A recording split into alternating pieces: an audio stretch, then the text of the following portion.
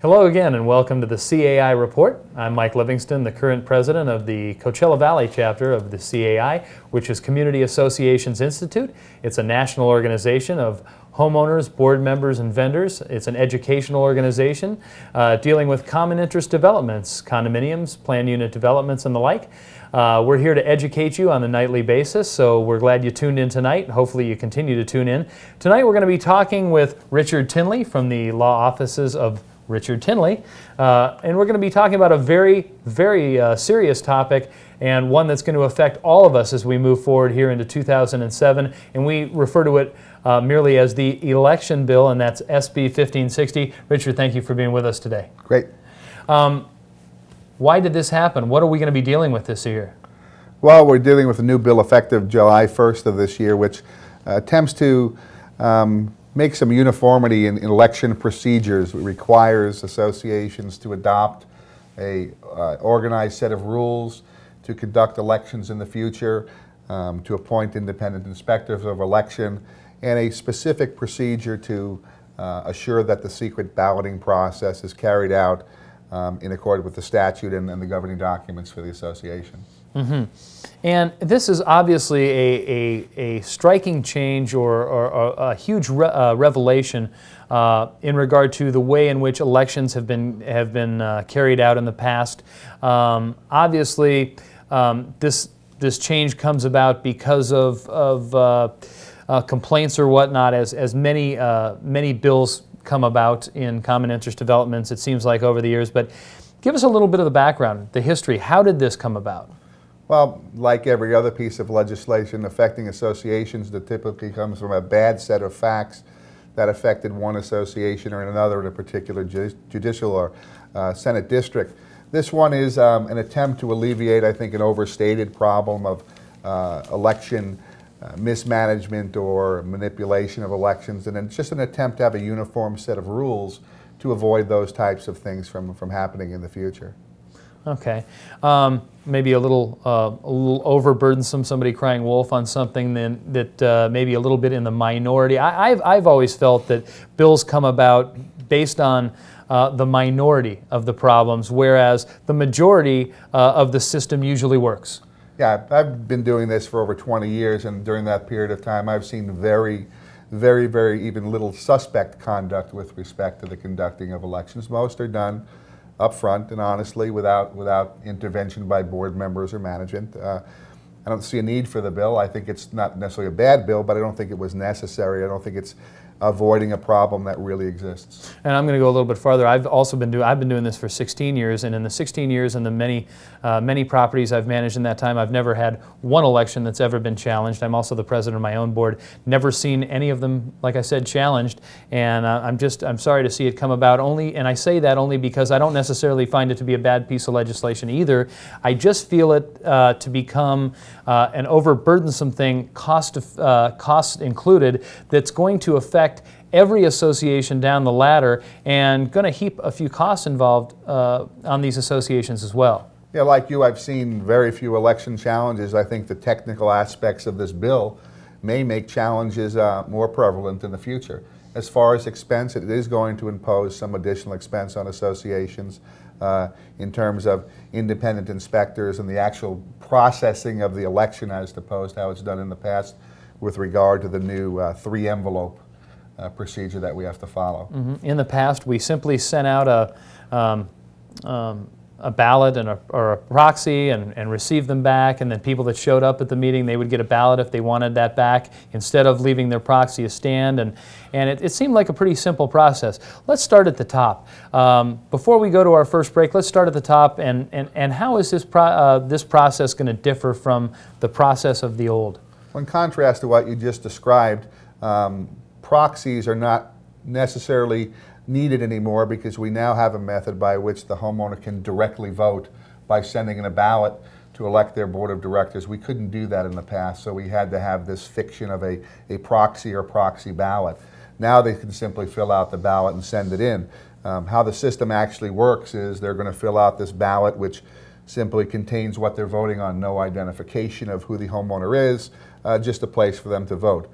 That's then placed inside of a blank envelope which is placed inside a second envelope, which is addressed back to the Inspector of Elections, and they'll fill in their name, address, and sign the corner and return it. Those envelopes are then held until the night of the election before they're open. So that's where the process becomes a little bit more cumbersome. But it almost eliminates the need to have a proxy unless the owner wants someone to actually attend the meeting and vote for them thereat. They now have the ability to vote and move on. Mm-hmm. Mm-hmm.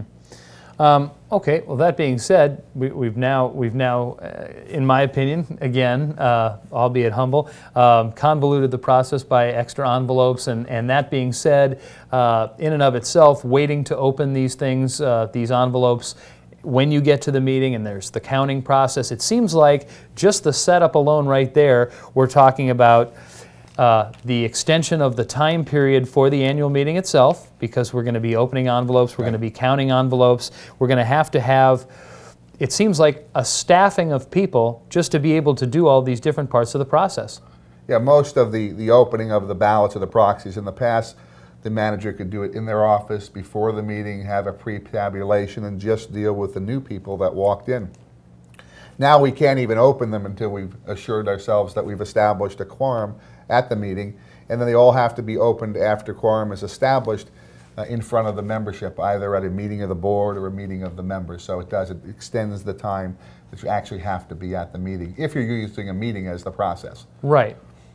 Oh, and explain the difference between using a meeting and not using a meeting for the process. Things can be done now by way of action without a meeting, without having a meeting, unless the documents require. That's one of the amendments that's going to be passed in the new bill you may see today or tomorrow. It's made it through the Senate. That's one of the clarifications you'll see. So there might be instances where a meeting to collect may be unnecessary, except for the meeting where they're actually counted. And that's going to be an interesting codicil or function all by itself. Okay, we're going to talk a little bit more about SB 1560 when we come back. Richard Tinnley is with me. He's my guest today on the CAI Report. Stay with us.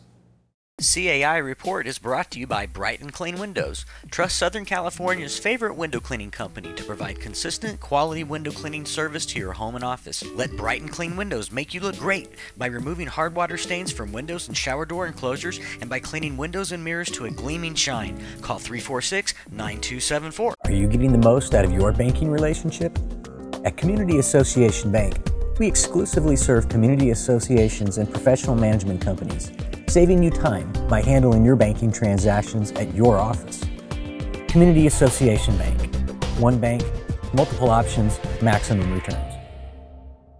This is Mary Howell with the law firm of Epstein, Grinnell & Howell.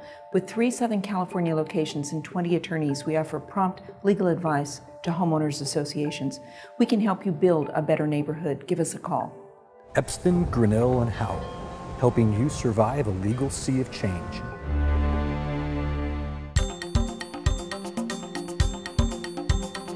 Hey Tim, what's this I hear about your sponsorship of CAI doing so well? My sponsorship in the television show? Yeah. I'll tell you what, it's one of the best things I've done for the CAI, besides being a volunteer, that is. Yeah? Yeah. So is it helping you? Well, it's helping me and it's helping my bottom line. I'm getting customers and making money. What a great opportunity. Yeah. And you can have that opportunity too. Give a call to the CAI office and you can be a sponsor on our CAI report. The telephone number is 760-341-0559. And we're back on the CAI Report. Thank you for staying with us. Mike Livingston and Rich Tinnley from the law offices of Rich Tinnley. We are talking today about SB 1560, which, as we all know, is the election bill.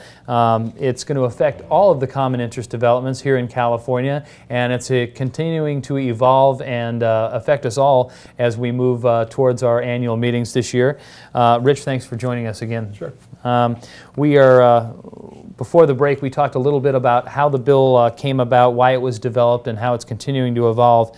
Let's talk now as we move into the second segment on the appointment of the inspectors of the election. How is that process going to be different than it's been in the past? It's really not a whole lot different. We've always had a process to appoint an inspector of elections, but because of the adoption of the code and the need to have rules, everyone knows when that needs to be done because they have specific duties. The board in their rules is going to establish how you appoint the inspector of elections. Does the membership elect them or does the board appoint them? and they appoint either 1 or 3 inspectors to serve for the election. They actually have duties which have really always been in the code, and those duties include determining the voting power of the association, who gets the vote and who doesn't. The opening and closing of the polls will be another one of their duties. They'll make rulings on the validity of proxies and other voting documents. They'll handle all challenges with respect to the elections, and they'll just generally oversee the election process. What has changed is now the law has a specification for them and says that the independent inspector or inspectors must be an independent third party. An independent third party being defined as a poll worker, a CPA, a member of the association who's not presently running for the board, or related to a candidate. And they list as not independent third parties are people who are presently under contract to provide services to the association, unless there's been an exception made by that being specifically placed in the rules which have been placed before the membership for comment for adoption. So basically anybody the board authorizes can act as an inspector of elections. What's unique about this process now is the inspector is charged with the duty of maintaining custody of the ballots throughout the election process until they're opened at the night of the election. The code as it reads today then provides that the inspector will surrender the ballots to the association to be maintained for a year.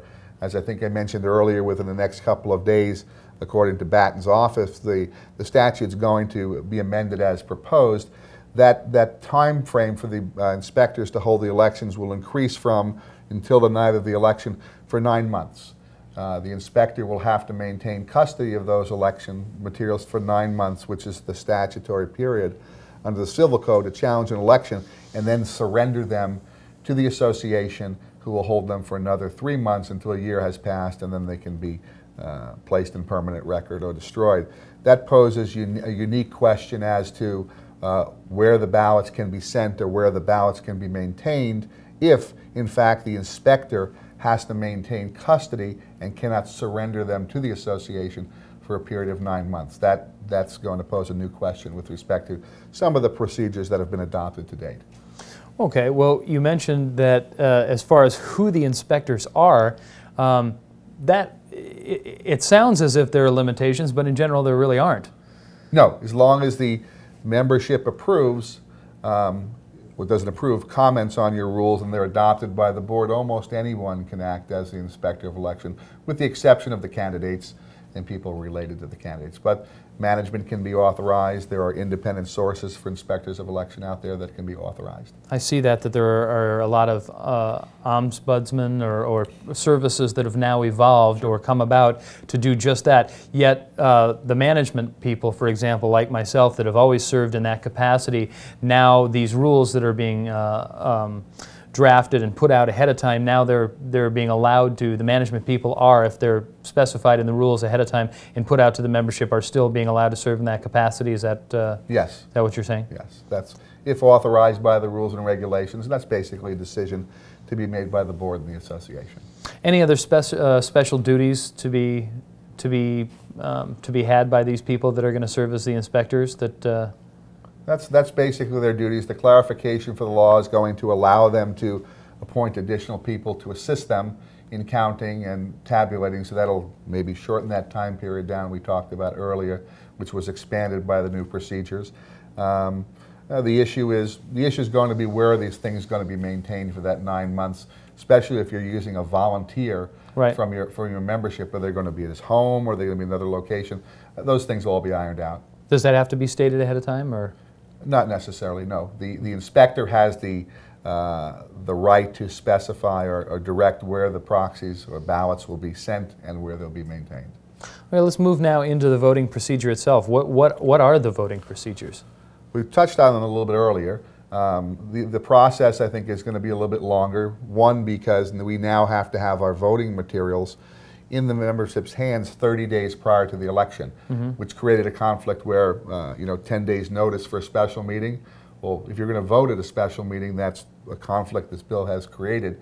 You can't give notice to a meeting 10 days in advance if you've had to have your balloting materials out 30 days prior. So you Sure. need to be cognizant of that fact.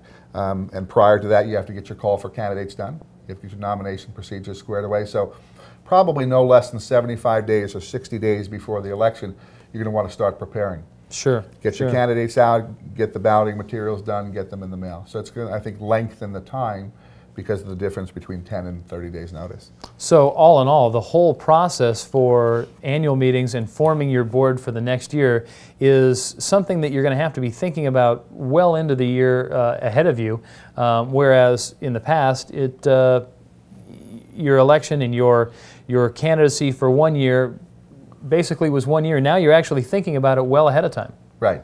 Probably 60 to 75 days in advance. As I indicated, the inspector is the one who's going to rule on any challenges with respect to proxies or balloting materials. So it's probably a good idea, or I think it's important, to have that inspector appointed first thing, so that if they can have the opportunity to review those documents that they're going to be asked to rule on challenges for, not the night of election, but if they have a question before they go in the mail, you can resolve that. So you're almost thinking about your current board of directors, almost thinking about appointing your inspectors of election maybe 3 months ahead of your election. Right. Some documents require that person to be appointed the night of this annual meeting to serve for the current year, so you'll have to know. But if they don't have a specification to notify, to appoint at this annual meeting for next year, you should do at least 75 days prior to the meeting. Again, seems to me like a lot more inclusive process than it used to be, and something that the associations and the board of directors have to lean even more on their professionals for moving forward as we go, to make sure that they don't misstep and have to go through the process again. We're going to be back with you talking more with Rich Tinnley on SB 1560, the election bill, on the CAI Report. Stay with us. CAI Report is brought to you by Bright and Clean Windows. Trust Southern California's favorite window cleaning company to provide consistent, quality window cleaning service to your home and office. Let Bright and Clean Windows make you look great by removing hard water stains from windows and shower door enclosures, and by cleaning windows and mirrors to a gleaming shine. Call 346-9274. Looking good. I'm telling you, this time it's gonna work. Okay. Hello, Oscar. Can you hear me? Sorry, Gil. You sound like you're underwater. That's it. Too bad we can't get digital phone from Time Warner Cable.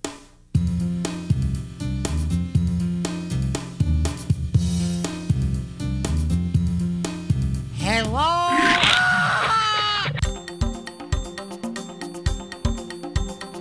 Hey Tim, what's this I hear about your sponsorship of CAI doing so well?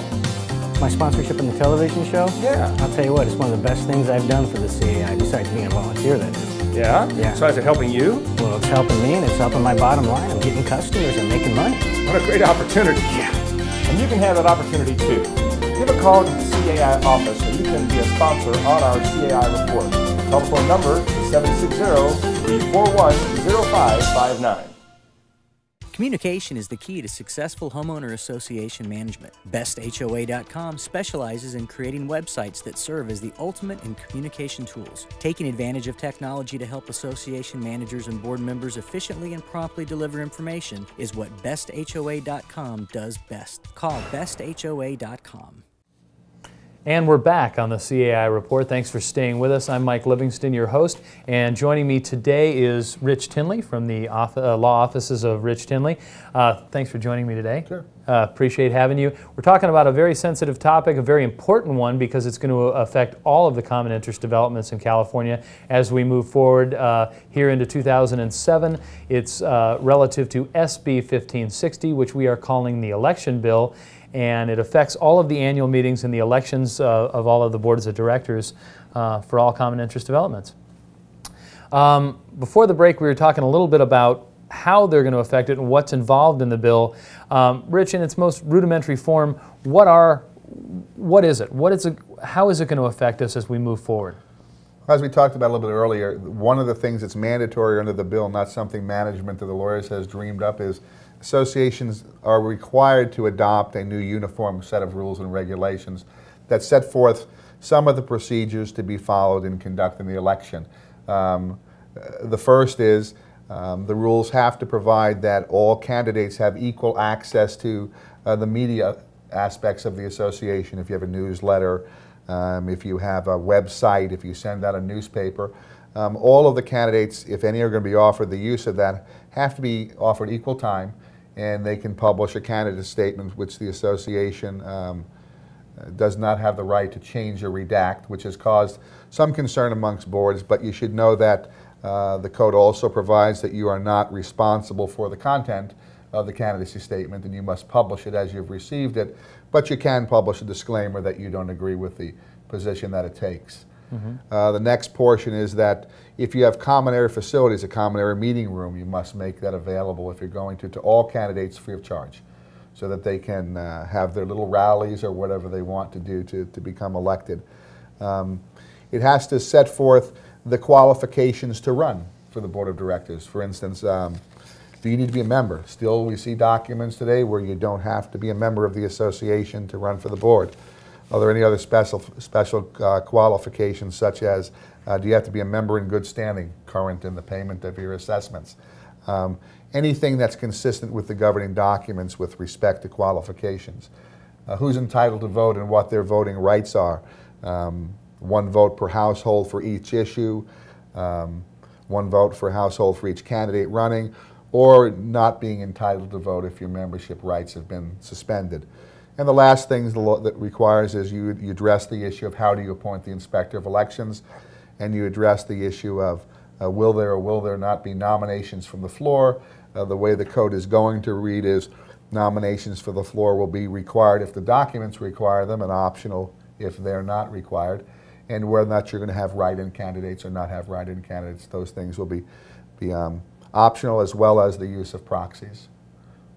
Wow. And, that's basically what needs to be contained in your new rules and regulations, along with when the meeting will take place and when the polls will open and close. Okay, so again, it's a little bit different than it used to be, a little bit more involved. That being said, obviously inherent with any new bill or any new legislation, in my opinion, that comes relative to common interest developments, there are going to be some inherent conflicts and clarifications to be made. Tell me a little bit about what you see in that regard. Yeah, most association management companies agree that if you ask 5 lawyers, you'll get 5 different answers, and you certainly did when this bill came down did we in say its that? original form. A lot of clarifications have now been made in the bill as you'll see it. For instance, there were questions in some minds as to whether or not quorums were still required. Quorums are still clearly required unless your documents don't require a quorum. There was the issue of how do you satisfy being at the meeting in person or by proxy if you're now using a ballot. The new code will specify that the return of the ballot shall satisfy that. You will be there in person if you send in your ballot. Do you have to have proxies? Only if your governing documents require you to have them. Does the association have to prepare them? The code is silent on that. Many are taking the position that no, we're not going to prepare proxies unless we're specifically asked for them. There's the issue of timing with getting the ballots into the mail 30 days prior to the election. How do you square that when the documents say you can have a special meeting and vote on things with only 10 days notice? Obviously there's some confusion there. You're going to have to go with the 30-day notice process. So those are some of the things that have been clarified. We don't need to have proxies on an envelope anymore because, again, the return envelope will serve as the person attending there. Right. And that will also satisfy the requirement for the announcement of cumulative voting. If someone cumulatively votes on their ballot, that will be their pronouncement for cumulative voting. I think that was one of the ones that everybody was looking for ahead of time, I think. Okay, so where do we sit with it now? What's the current status of it? The bill was in an amended form up until yesterday, where it had to get through the Senate. I checked this yesterday and this morning on the internet. It's gotten through the Senate. It's been passed. It's out for enrollment. According to Batten's office, that means it'll either be hand-carried today or tomorrow to the governor's office and he will sign it, or if he doesn't sign it within 10 days, it will become law unless he vetoes it, and there isn't any expectation whatsoever he's going to veto it. He signed the original bill. So according to Batten's office, sometime within the next 10 days, this law will go into effect. It will be retroactive to July 1st, 2006. And I think that contemplating this happening that most of the people in this industry have assumed it would pass and have tailored their rules and their processes to accommodate for it. In a nutshell, what do you look for in the coming year? Do you look for a lot of confusion in HOAs based on this, as you might with anything the first time it happens and the first go-around? Or do you look for the kinks to be worked out? Or do you look for some issues to happen and some more amendments to happen to the bill itself? I don't know that there are any more amendments that are contemplated at this point in time. I've been through a number of elections, and as most of the attorneys do in this industry, we offer training and seminars to management companies and our clients, and I think everyone's been pretty proactive with respect to this bill. So I think the tools to get up to speed are out there for everybody, and if you avail yourself of having someone come into your office and train your staff, or have your staff go to a training session, there's no reason why they can't figure this process out. It's different, but it's not that complicated. Okay. Well, I'm definitely hoping that the laymen that are out there in the homeowners associations feel the same way as we as management companies try to educate them, and you as the attorneys are out there educating them as well, and that as we go through the process once and the second time around, it's going to be a little bit easier as well. Rich, thanks for your time today. I really appreciate you coming in and being on our show. Rich Tinnley from the law offices of Richard Tinnley was our guest today, talking about SB 1560, which is the election bill. Thanks for joining us on the CAI Report. I'm Mike Livingston.